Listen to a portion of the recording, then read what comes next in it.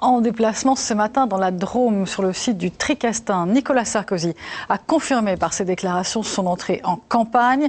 Le président accuse les socialistes d'avoir signé un accord avec les Verts qui conduira à la destruction de la filière nucléaire. Clément Méric revient sur cette intervention. L'accord à peine signé, Nicolas Sarkozy s'engouffre dans la brèche. Comment considérer autrement la proposition de fermer 24 réacteurs et de s'interdire d'en construire de nouveaux, si ce n'est la destruction de la filière industrielle nucléaire française. Cataclysme économique, catastrophe.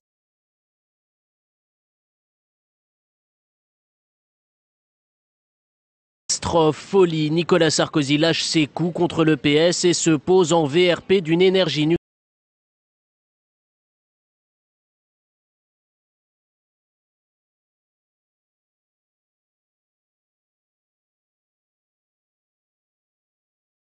nucléaire, synonyme à ses yeux de modernité. Mais il n'est pas le temps de revenir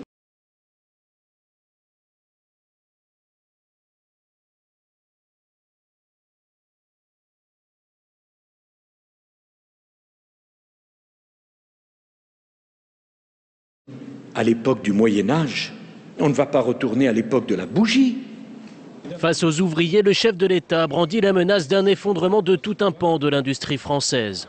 Augmenter le prix de l'énergie que payent les usines en France, c'est prendre le risque d'un mouvement massif de délocalisation.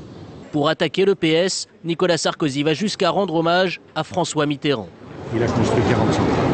Moi, j'étais pas pour M. Mitterrand. C'est un homme d'État. Et un homme d'État, il se hausse au-dessus de ses intérêts partisans. Nicolas Sarkozy est en campagne et dans la caricature. Je suis pour la diversification des sources d'énergie pour produire de l'électricité. Entouré d'ouvriers au cœur d'une usine, Nicolas Sarkozy poursuit sa reconquête de l'électorat populaire en s'appuyant sur le nucléaire.